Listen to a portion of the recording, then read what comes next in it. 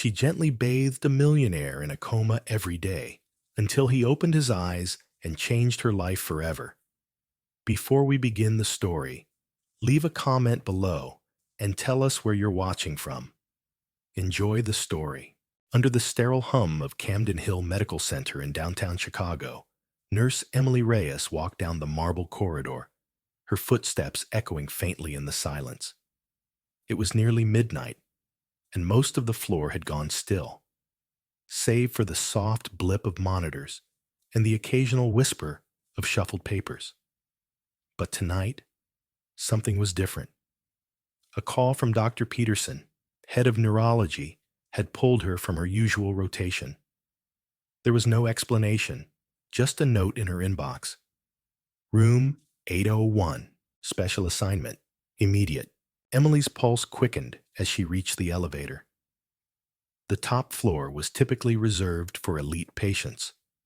Private, heavily secured, and almost mythic among the staff. Rumors swirled around room 801 like shadows no one dared approach. She'd heard the whispers. The patient who never woke up. The room no one stayed in for long. The mystery man whose name was never spoken out loud. The elevator dinged. As she stepped inside, Emily told herself it was just another job. Another patient. She had faced trauma, emergencies, even death. But nothing had made her feel like this, like she was walking toward something she wasn't meant to see. Room 801 was tucked at the end of a long hallway, its polished gold nameplate simply reading, "Private." Emily pushed the door open. What she saw made her stop breathing. The room was unlike any hospital suite she'd ever stepped into. Chandeliers cast a warm amber glow over dark mahogany furniture. Velvet curtains framed panoramic windows overlooking Lake Michigan.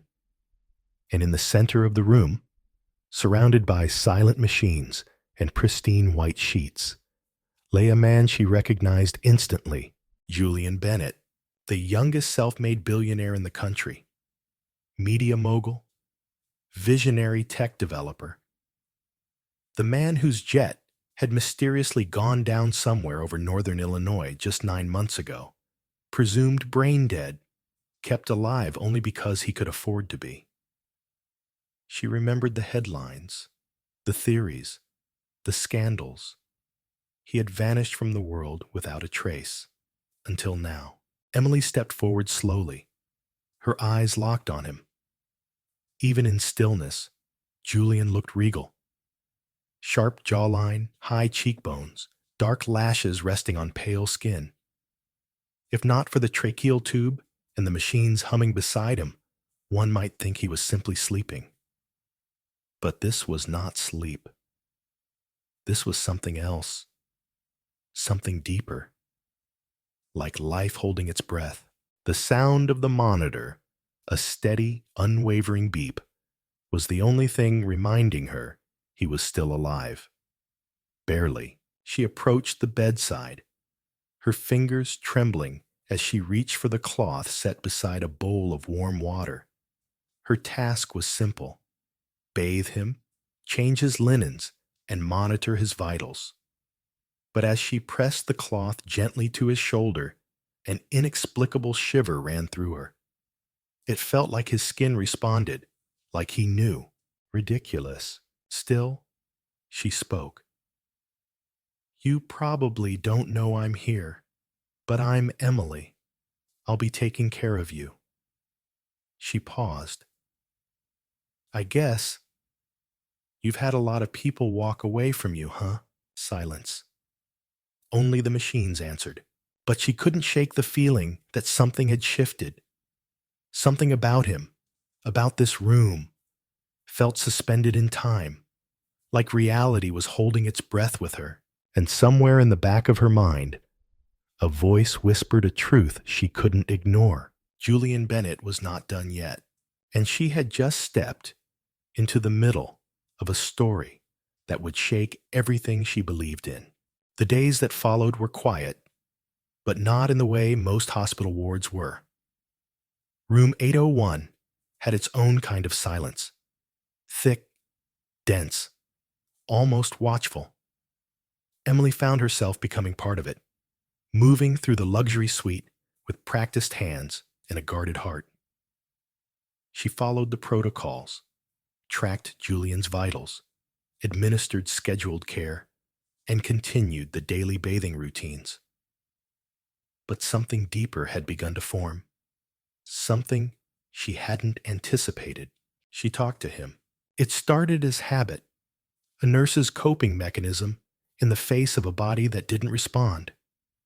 But soon, it became ritual. She told him about the weather, about the annoying doctor in the cafeteria who always took the last blueberry muffin, about the old man in room 410 who swore he used to be a spy. And sometimes, without even meaning to, she told him about herself, about how she left everything behind in Detroit to become a nurse in Chicago, about her father's stroke and the guilt she still carried from not being there, about the quiet way loneliness crept into the corners of her life, filling the spaces no one else seemed to notice. "You'd probably laugh," she said one night, her voice barely louder than the hum of the monitors. "But you're the best listener I've had in years." She adjusted his blanket and sat beside his bed. "Not that you have much of a choice." His body didn't move. But the way the light hit his face, the way his lashes curled gently against his cheeks, the way his chest rose and fell in perfect rhythm, it all made him look like he was listening.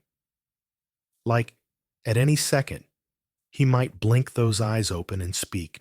The odd thing was, Emily started to feel less alone in that room. She'd begun to notice small things. Slight twitches in his fingers, a tightening around his jaw. Nothing major. Nothing a neurologist would officially call progress, but enough to make her wonder. And hope. Hope was dangerous in a place like this. It could become addictive. Late one evening, she was cleaning around his collarbone, gently working the warm cloth along his skin, when his hand jerked. Just a twitch, barely a movement, but it wasn't random. It happened again when she touched his shoulder. Again, when she leaned in to fix the line of his oxygen, her heart thundered. She froze, eyes wide, watching him like he might suddenly rise up and speak. "Julian?" she whispered. No response.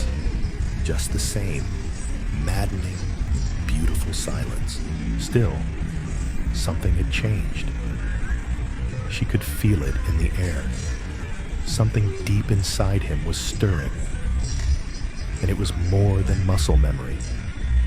It was presence. He was in there. Somewhere behind the stillness and shadows, Julian Bennett was fighting. And she wasn't going to stop talking to him. Not now. Because in the absence of memory or motion, the only thing stronger than silence was connection. And Emily Reyes had unknowingly become his lifeline. The third week into her new assignment, Emily found herself sitting by Julian's bedside long after her shift had technically ended. It wasn't out of duty anymore. She'd begun to crave the quiet sanctuary of his room, a strange comfort in a place filled with so much noise and uncertainty. There was something sacred about the way the sunlight filtered through the tall windows each morning, casting soft golden rays across his still form. In those hours, she felt like they were the only two people in the world. She wasn't supposed to stay. Nurses had boundaries. But Emily was beginning to blur those lines. There was something about Julian that refused to be forgotten. Not just the way he looked, though he was striking, even in stillness, but the aura that surrounded him. She had read the articles. Tech mogul, youngest self-made billionaire in New York, a name that had graced the front page of Forbes and the business sections of every major outlet. But now, all that power and notoriety had been stripped away. What remained was a man suspended between two worlds, fighting a war no one could see. And she couldn't leave him to fight it alone. One night, after a particularly exhausting shift in the trauma unit, she dragged herself back up to Julian's suite. She didn't even know why. She just needed to see him, to make sure he was still breathing, still here. She moved through the dim room, speaking in soft tones. "I had a rough one today," she said, slipping her bag to the floor and sitting beside his bed. "A kid came in with a gunshot wound. He didn't make it, and it got to me, more than usual." Her voice cracked. She hadn't meant to let her emotions spill, but they came anyway, pooling in the corners of her eyes. "You know, they tell us not to get attached, not to carry our patients home. But sometimes, I think we're supposed to. Otherwise, we stop being human." She reached out, resting her fingers gently on his. His skin was warm, alive. "I wish you'd open your eyes, Julian, even if it's just once. I don't know why you're still here or what's holding you back, but I need you to fight. Because you're not just a story in a file. You're real to me now." That's when it happened. The first real, undeniable sign. His index finger twitched beneath her touch. Not a spasm. Not a random impulse. A distinct, purposeful movement. Emily gasped, gripping his hand tighter. "Julian, did you hear me?" The monitors remained steady, but her heart surged with wild hope. She leaned closer, studying his face, and then another twitch. This time, his eyelids fluttered, just briefly. But enough. Her breath hitched. "Oh my God," she whispered. "You're in there." She pressed the call button, summoning the on-call physician. But even as she waited, she didn't let go of his hand. He had responded to her voice, to her presence, and in that moment, the impossible no longer felt so far away. It was the beginning of something extraordinary. Hope, once fragile and flickering, had just roared to life. The news of Julian's faint movements spread through the hospital like a whispered miracle. Most of the staff remained skeptical. After all, muscle spasms weren't uncommon in coma patients. But Emily knew what she had seen, and more importantly, what she had felt. That night, long after the attending neurologist ran his preliminary tests and left with the standard cautionary assessment, she stayed, sitting beside Julian, watching him, speaking to him in a low voice, as if calling him back from wherever his mind had drifted. The following morning, Dr. Lee, the hospital's leading neurologist, joined Emily in Julian's room for a deeper evaluation. Electrodes were connected, scans initiated, and commands spoken aloud. "Julian, if you can hear me, try to move your fingers." Nothing happened at first. The room held its breath. Then, slowly, almost imperceptibly, one finger shifted. A second followed. The neurologist looked up, stunned. This is not reflex. This is deliberate. Emily's heart swelled.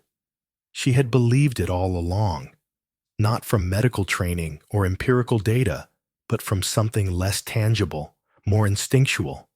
Connection, intuition, heart. And now, science was beginning to catch up with what her heart already knew. The next few days were a whirlwind. A battery of tests confirmed heightened brain activity, response to stimuli, and the first hints of voluntary motion. Julian's eyelids began to twitch more often. His breathing grew stronger. Then, one afternoon, His eyes opened, just for a moment, but long enough to leave the room breathless. When he finally opened them again, they stayed open. Emily was the first face he saw, the first voice that registered in the haze of waking. His gaze was unfocused at first, clouded by confusion, but when he blinked and looked at her again, there was something different. Recognition without memory. Trust without explanation. "Hi," she whispered, her voice shaking. "You're awake." His lips parted, a whisper of sound. "Where?" "You're in St. Luke's Medical, New York," she said softly. "You've been in a coma for almost a year." Julian's brow furrowed slightly. "You!" "I'm Emily. I'm your nurse. I've been with you this whole time." He didn't speak again that day, his strength quickly waning, but the look in his eyes as they lingered on hers told her everything. She wasn't just another white coat in the room. She wasn't background noise. She had become part of his story. As the days passed, Julian began to regain small but significant functions, turning his head, squeezing her hand, whispering single words. The therapy team praised his resilience, amazed by his progress. But Emily noticed something they didn't. Every time he reached a milestone, his eyes would search for her. And when he couldn't sleep, it was her voice that calmed him. When his emotions flared, it was her presence that grounded him. One evening, as she adjusted his blanket and dimmed the lights, he caught her hand in his and held it gently. "Why did you stay?" he asked, his voice rough like gravel. Emily's breath caught. "Because something told me you weren't gone. And because no one else did." Julian closed his eyes briefly, as if her words pierced through the fog of pain and silence. When he opened them again, they glistened with something fragile and raw. Gratitude, awe, a quiet kind of affection. In that moment, a line was crossed, not out of duty, but out of something deeper. The woman who once bathed him as a stranger had become the anchor that pulled him back to life. And though he didn't yet remember who he was, one thing was certain. He remembered her. The days following Julian's awakening were filled with cautious hope and quiet determination. Emily was there every morning when he opened his eyes, her soft voice replacing alarms and medical jargon, becoming the first sound he came to associate with comfort and safety. Her presence no longer felt professional. It was personal, undeniable. Something was blooming in the silent space between words and the way their eyes lingered just a second too long. Julian's recovery advanced faster than expected, stunning the medical staff. He was beginning to eat on his own, speak in full sentences, even sit up for short periods without assistance. But while his body regained strength, his memory remained locked behind a thick fog. Names, places, faces, none of it came back. He knew only what they told him. That he had been one of the most influential business minds in the city, the youngest chairman of a global tech firm, a billionaire built from brilliance and relentless ambition. But none of that felt real to him now. None of it mattered. What did matter was the way Emily sat beside him during therapy sessions, gently coaxing him through each painful stretch and tremor.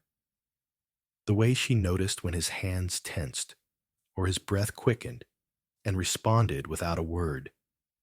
Her intuition was uncanny. She knew when he needed space and when he needed her hand in his. One afternoon, as golden light spilled through the window and cast warm shadows on the hospital room walls, Julian looked at her with an intensity that silenced everything else. I don't remember who I used to be, he said quietly. But when I look at you, I feel like I'm exactly where I'm supposed to be. Emily froze, her heart thudding in her chest. Julian, he didn't smile. He didn't try to charm her. It wasn't about flirtation.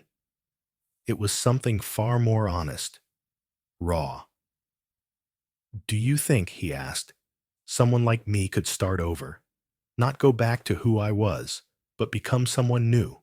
She nodded slowly, emotion welling in her eyes. I think that's the most courageous thing anyone can do.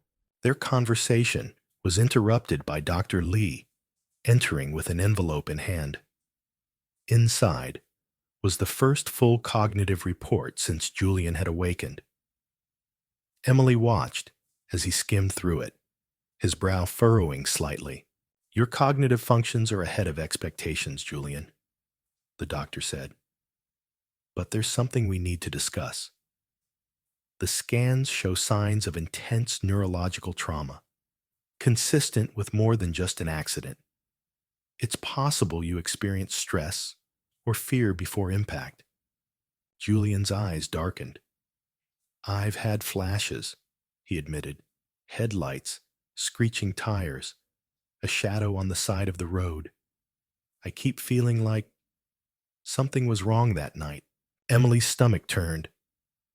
She had suspected as much, but hearing it from Julian now added weight to the unease that had been building inside her.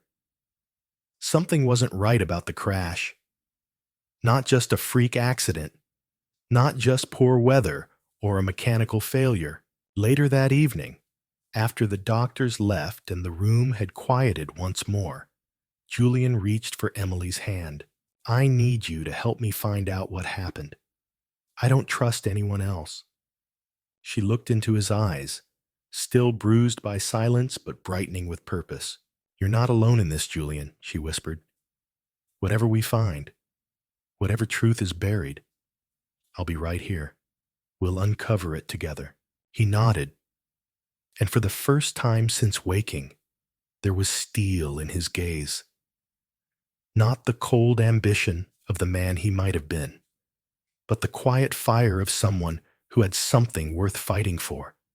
Not for power, not for revenge, but for clarity, for healing, for a new life, one that began the moment he opened his eyes and found Emily waiting. Late that night, while the city of Chicago shimmered under its veil of lights, Julian sat propped up in his hospital bed, his gaze fixed on the skyline beyond the window. The night felt heavier than usual, as though the truth he was searching for was just out of reach, hidden in the shadows that danced across the room. Emily returned from the hospital archives, her fingers gripping a slim file that seemed to tremble with secrets. She had gone searching for answers, not because Julian had asked, but because something in her heart demanded it. She couldn't explain the pull, only that his story had become her own. Julian looked at her the moment she stepped in, eyes alert. You found something. Emily hesitated, then walked over, placing the file gently on his lap. I think so. It's not much, but enough to raise questions. Inside were reports from the night of the crash, photos of the mangled car, a toxicology screening that came back clean, the mechanical inspection report that had been buried in the appendix. Julian's eyes scanned the highlighted line that Emily had circled. Brake fluid line severed, not due to wear or corrosion. Possible evidence of external tampering. He blinked slowly. So I wasn't just paranoid. Emily sat on the edge of the chair beside him, her voice soft but steady. I don't think this was an accident, Julian. Someone wanted you gone. The words hung in the air, dense and impossible to ignore. Julian clenched the edge of the file, his pulse quickening. Who would want that? I've been told I had no enemies, no legal battles, no scandals. Emily leaned in, her voice barely a whisper. What if it wasn't about what you did, but what someone thought you might do? Julian turned that over in his mind, and as he did, a faint memory began to surface. A dimly lit boardroom, raised voices, a man slamming a folder down on a polished table, the flash of betrayal in someone's eyes. He gritted his teeth, a hand rising to his temple. I remember someone yelling about a deal, a merger that I was trying to stop. Do you remember who? Emily asked, her voice hopeful. He shook his head slowly. No, but I remember how it felt, like I was standing in the way of something big, and someone was furious. The next morning, Emily called in a favor from an old friend, Jason, who worked in cybersecurity and owed her from their med school days. With Julian's permission, they retrieved emails from his company archives and began combing through the correspondence from the weeks leading up to his crash. What they found sent a chill down their spines. There was a thread between Julian and a man named Conrad Slate, the CFO of Carter Dynamics, the parent company Julian had once controlled. Julian had voiced concerns over a shell merger, one that would redirect millions into untraceable offshore accounts. Conrad had denied everything, but the tone in his final email was colder than protocol required. Emily read it aloud. You've made your stance clear, Julian. Just remember, not everyone forgives obstacles. Julian's expression darkened. He had motive, and if he thought I'd expose him, then he had reason to silence you, Emily finished. But speculation wasn't enough. They needed proof. With Jason's help, they dug deeper, bypassing layers of encrypted data until they found something startling. A deleted security log from the night of the crash, showing an unauthorized access to Julian's private garage. The entry was wiped from the main server, but Jason retrieved a backup. The access card used belonged to none other than Conrad Slate. Julian sat in stunned silence. He did it. He tried to kill me. Emily reached out, her hand covering his. And he failed. You're here, Julian. You survived. He looked at her then. Really looked. And for the first time, there was no trace of confusion or uncertainty. There was clarity, steel, and something else. An emotion far deeper than fear or anger. I don't want revenge, he said quietly. I want the truth. And I want him to face it. Emily squeezed his hand. Then we'll make sure he does. Together, they had uncovered the first piece of a dangerous puzzle. And now, they were ready to see it through, side by side. The morning air was heavy with anticipation as Julian stood beside Emily in her modest apartment, both of them staring at the evidence they had compiled. Emails, security footage, timestamps, and the damning access log all pointed directly at Conrad Slate. The pieces had finally come together, but exposing the truth wouldn't be as simple as presenting a neat file to the authorities. Conrad wasn't just any executive. He had built a fortress of influence, one that didn't crumble easily. Julian ran a hand through his hair, still feeling the lingering weakness in his body from months of immobility. But his mind had never felt sharper. He'll deny everything, he murmured. Spin it, bury it. We need to bring this into the light in a way he can't silence. Emily, seated beside him, nodded with resolve. Then we go public. I have a friend who writes for the Tribune, investigative pieces. She's exposed worse. It was risky. Julian knew the power Conrad wielded within the media. But what choice did they have? They couldn't allow him to walk free, to keep manipulating from behind the veil of corporate respectability. not when he had nearly taken Julian's life.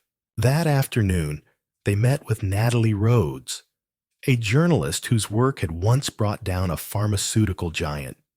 She listened in silence as Julian recounted what he remembered, her eyes flicking over the documents with the precision of someone who had long learned how to separate truth from noise. When they were finished, she leaned back slowly. "This is solid," she said, her voice quiet but firm. "But it'll need to be bulletproof. You're not accusing a middle manager. You're accusing the CFO of one of the largest companies in the country." Julian's voice didn't waver. "Then make it bulletproof."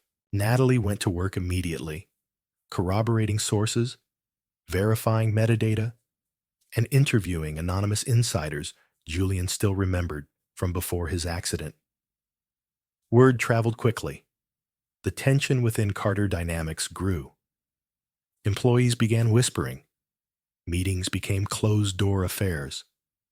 And then, a week later, the headline broke. "Attempted murder behind the wheel. The hidden truth about the Carter crash." It spread like wildfire. The article laid out the timeline with forensic clarity. Julian's opposition to the merger, Conrad's secret financial ties, the tampered car, the erased logs. It painted a picture too clear to ignore, and within hours, the board of Carter Dynamics was in emergency session. That night, Julian and Emily sat side by side on the hospital rooftop, watching the flickering skyline below. The city seemed alive with energy, buzzing with the weight of truth revealed. But Julian wasn't celebrating. His expression was pensive, his jaw tight. "I should feel relieved," he said quietly. "But all I feel is tired." Emily looked at him, the wind catching her hair. "You were nearly killed by someone you trusted. You fought to remember, to find justice. It's okay to feel everything and nothing at once." He turned toward her, his expression softening. "You kept me grounded through all of it. When I didn't know who I was, I still knew you." There was a pause. Then he reached into the inner pocket of his jacket and pulled out a small velvet box. Emily's eyes widened, but he didn't open it yet. "I know we've been through chaos. And maybe this isn't the perfect time or the most romantic setting. But when you wake up in a world where everyone's either forgotten you or walked away, and you find someone who doesn't, that means everything." He finally opened the box. Inside, a delicate sapphire ring shimmered beneath the moonlight. No grand diamonds, just something simple, intentional, timeless. "I don't need memories to know this one thing. I love you. You saved me, Emily. You didn't just bring me back. You showed me who I want to be. Will you marry me?" Her breath caught. She stared at the ring, then at him. Tears welled in her eyes, but her voice didn't shake. "Yes," she whispered, smiling through the emotion. "1,000 times, yes." Julian exhaled a breath he didn't realize he'd been holding and pulled her into his arms. The world, for all its noise and cruelty, seemed to fall away in that moment. It was just them, alive, whole, together. In the distance, the city continued to burn bright with stories, some still hidden, others just beginning. But on that rooftop, two souls who had found each other in the darkest corners of despair now stood at the edge of something new, something miraculous, a life that neither of them had seen coming. And yet, it was everything they needed. The days that followed the exposé were a blur of press inquiries, legal proceedings, and corporate restructuring.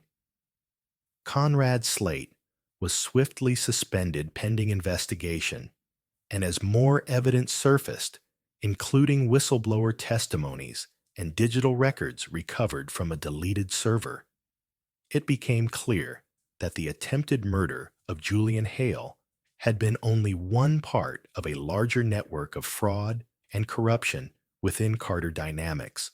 The world now saw Conrad not as a financial genius, but as a manipulator who had nearly destroyed lives for his own gain.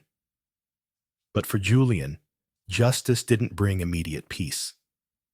It brought a strange stillness, a moment to finally exhale, but also the disorienting realization that he had to redefine who he was beyond the trauma.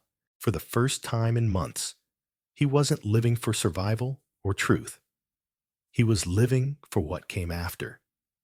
And in that quiet space, the relationship between him and Emily deepened into something undeniable. It wasn't a whirlwind romance that existed only because of proximity or gratitude. It was something they had built brick by brick, in moments of silence, fear, healing, and hope. Julian returned to the hospital's rehabilitation center, not as a patient, but as a volunteer speaker. He began mentoring others who were navigating recovery from trauma, not only physical, but emotional, sharing his journey with patients who had lost limbs, memories, or loved ones gave him a deeper sense of purpose. He wasn't the same man who had once sat atop a financial empire detached from real people's struggles. He had changed, and he wanted that change to matter. Emily noticed the shift in him. He laughed more freely now. He looked people in the eye when he spoke. He wasn't haunted by the shadows anymore. One afternoon, as she watched him encourage a young man learning to walk again, she felt her chest tighten, not from pain, but from pride. She saw who Julian had become, and she loved him all the more for it.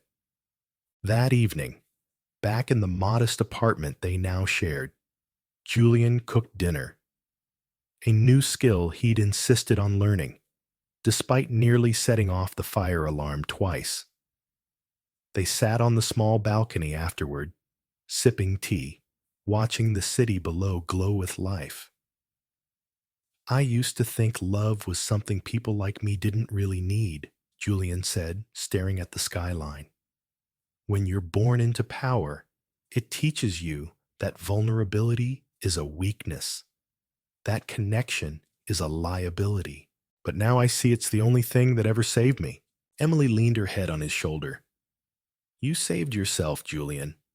I just reminded you that you were worth saving." Their quiet moment was interrupted by a call from Julian's attorney. The Carter Foundation, an old philanthropic arm of the company, was being repurposed. The new board, wanting to repair the company's image, offered Julian full control over the direction of the foundation. They wanted him to be its face. He looked at Emily, eyes searching hers. "What if we could turn this into something real? Not just healing for us, but something bigger?" She didn't hesitate. "Then we do it, together."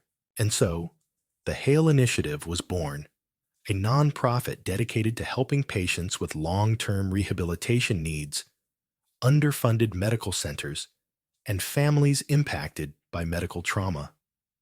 Julian poured his experience, resources, and passion into it. Emily joined as Director of Patient Programs, ensuring that the human side of care never got lost in the logistics. Together, they traveled to clinics, sat with families, funded research, and brought visibility to people who had felt invisible for too long. And wherever they went, people asked about their story, about how a comatose billionaire and a night shift nurse had found each other in the most improbable way. Julian would smile and say, "It started with silence, but it turned into the loudest love I've ever known." What neither of them expected was how deeply that story would resonate with others. Letters poured in. Patients wrote about how they clung to hope because of Julian. Nurses wrote about feeling seen for the first time. A young boy sent them a hand-drawn card that read, "When I grow up, I want to be like you." Julian framed it. In every step forward, every life they touched, every hand they held, Julian and Emily weren't just healing others. They were healing each other. And it wasn't perfect. They still had days where trauma whispered through the cracks. But now, they faced it together. No longer victims, no longer waiting for miracles, but living proof that sometimes the miracle is what you build in the aftermath. Months passed, and the world began to forget the sensation of Julian Hale's miraculous awakening. The media moved on. New scandals emerged. The headlines faded into background noise. But for Julian and Emily, the aftermath remained profoundly alive, shaping every step they took together. What had begun in a sterile hospital room was now blossoming into something fuller, something deeply rooted not in fantasy, but in truth. The kind born only through shared struggle and hard-won trust. Julian's physical health had improved beyond even the doctor's expectations. His balance had returned, his strength rebuilt. He no longer needed assistance to walk or stand, though Emily's hand in his was a constant companion. Yet despite his recovery and their shared work at the Hale Initiative, Julian felt an unease stirring in the corners of his spirit. It was the kind of quiet discomfort that whispers to you when the world seems too peaceful, too resolved. He had built a new life, but some part of his past still felt unaccounted for. It came to him late one night, while reading over an application for a rural clinic grant. Emily was asleep beside him, her breathing soft, rhythmic. He closed the file and stared into the dim light of the lamp. His accident, the attempt on his life, it was all behind them now, legally closed and resolved. And yet, he couldn't shake the lingering shadow in his mind. Something about that night still didn't make sense. The next morning, Julian sat across from a private investigator in a discreet cafe on the Upper East Side, a place he once frequented during boardroom power plays. But today, there was no performance, no suit, just a man needing answers. The investigator, a former NYPD detective named Ron Kessler, had reviewed the old evidence, and what he told Julian sent chills down his spine. "There's one piece we never found," Kessler said. A surveillance camera facing the bridge caught a partial view of the crash, but another angle, one that should have shown who tampered with the car, was mysteriously wiped, not just corrupted, cleaned, professionally. Julian leaned forward, heart pounding. "So we still don't know who really did it." Kessler's gaze was steady. "We know who paid for it, but we don't know who carried it out. And if the footage was erased that cleanly, whoever's behind this is smarter and more dangerous than we thought." Julian sat back, silent. That shadow again.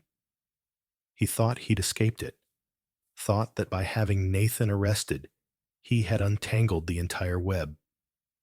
But what if Nathan hadn't acted alone? What if there was someone else? Someone still watching, still waiting? That night, as Julian walked Emily home from a community event, the streets felt different. Colder. Not unsafe, but watched. He didn't tell her what Kessler had said. Not yet. He didn't want to burden her. Not when she finally laughed so freely again, her eyes bright under the soft lamplight. She talked about the kids at the shelter, who'd written thank you letters in crayon, about a patient who'd made his first step after a spinal injury, and he smiled, listening, cataloging every word, holding it all close, but something inside him braced. Back at their apartment, Julian stood in the doorway, while Emily moved into the kitchen. She reached for 2 mugs, as she always did. "Chamomile or peppermint?" she called teasingly. "Surprise me," he answered softly. He crossed to her, wrapped his arms around her from behind, and buried his face in the curve of her neck. She paused, sensing the shift in him. "Hey," she said, turning to look up at him. "What is it?" Julian hesitated, then shook his head. "Nothing.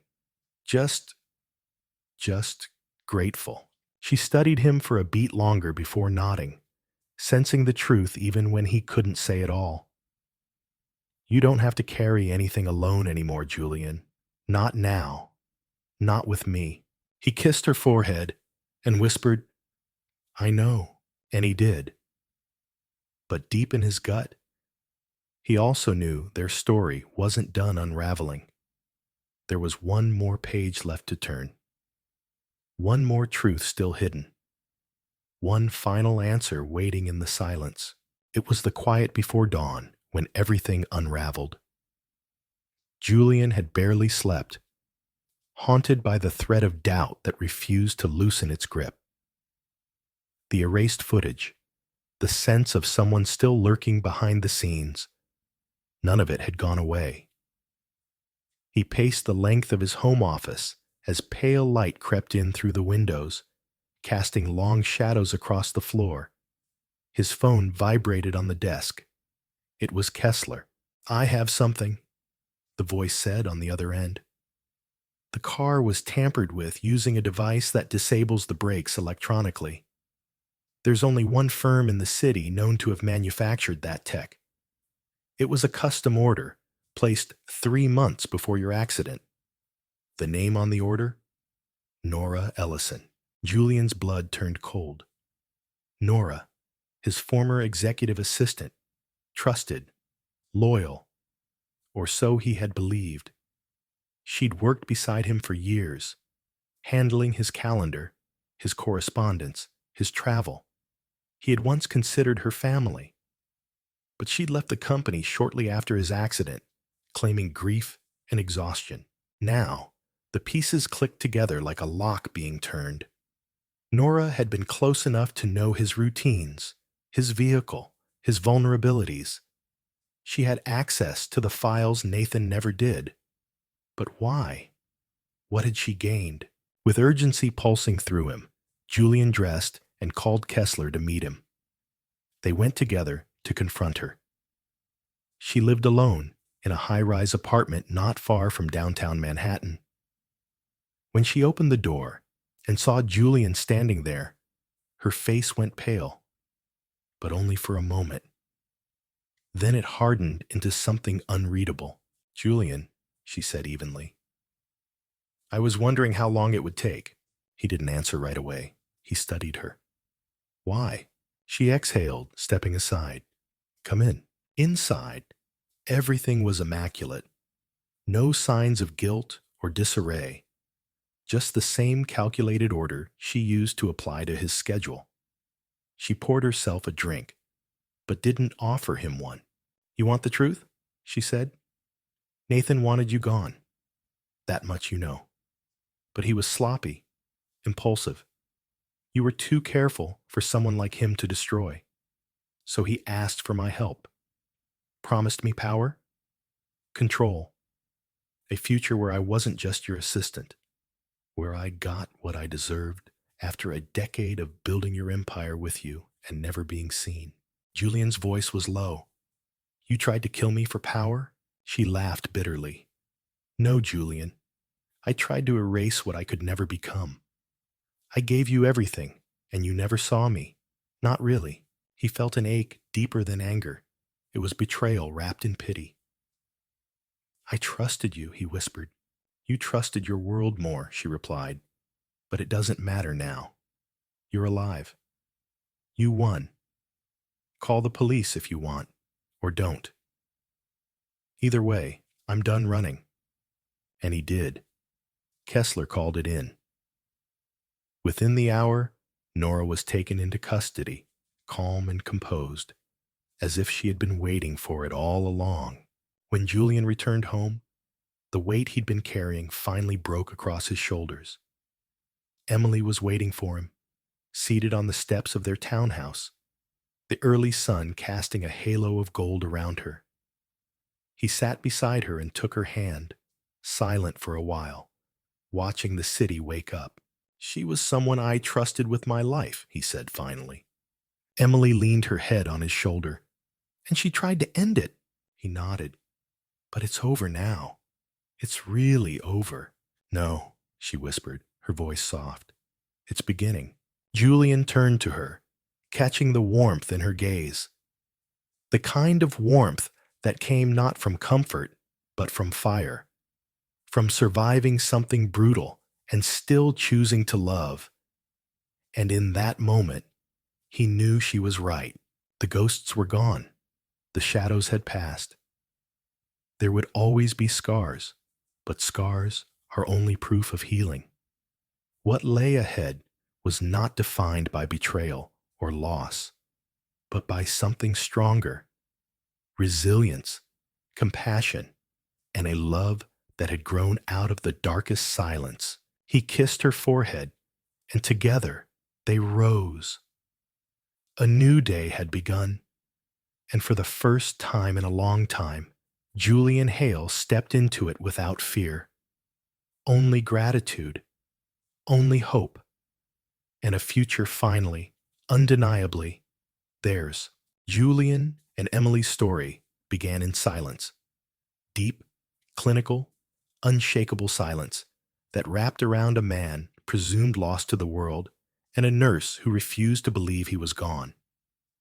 What unfolded from that stillness was not just a medical miracle, but a deeply human one. A journey from isolation to connection, from betrayal to redemption, from darkness to the warm light of love and trust. When Julian Hale first slipped into a coma, he was more than a patient. He was a symbol of everything money could buy, and yet everything it could not protect. But Emily saw past the wealth and the wires. She cared not because it was her job, but because it was who she was. Her voice, her touch, her unwavering presence became the tether between Julian and life itself. As Julian awoke and began to recover, their connection grew into something unspoken but undeniable. What neither of them knew was that behind his coma lay a calculated attempt on his life, a plot forged by jealousy and greed. The road to uncovering the truth led them through revelations more painful than the accident itself. Julian's half-brother Nathan, consumed by envy, and Nora, a trusted assistant, driven by resentment, had conspired to end his life. But even betrayal that deep could not extinguish the will to heal. With Emily by his side, Julian found not only the strength to walk again, but the courage to confront his past. And still, it was never about revenge. The story could have ended in vengeance, but instead, it ended in growth. Julian learned that power alone is hollow, but shared purpose is powerful. Emily proved that quiet compassion is the fiercest force of all. In her presence, Julian found not only safety, but a second chance to live as the man he never dared to be, vulnerable, present, and loving. Together, they turned survival into transformation. The lesson from their story echoes far beyond the hospital walls or the halls of corporate betrayal. It teaches us that sometimes the people who change our lives forever are the ones who meet us when we are at our most broken. That real strength is not in avoiding pain, but in embracing truth, even when it shatters everything we thought we knew. And that love, genuine, patient, imperfect love, can be the miracle that wakes us when nothing else can. So, if you've ever felt invisible, forgotten, or unsure of your worth, remember Julian and Emily. Remember that the quietest moments can hold the loudest truths, and that your presence, your voice, your kindness, it matters. It can change a life. It can save one. If this story moved your heart, if it made you feel something real, please take a moment to like, share, and subscribe to Impressive Storyteller. Your support gives us the strength to keep telling the kinds of stories that heal, inspire, and remind us all of what truly matters. We'll see you in the next story. But until then, keep believing in love, in truth, and in the quiet power of being seen.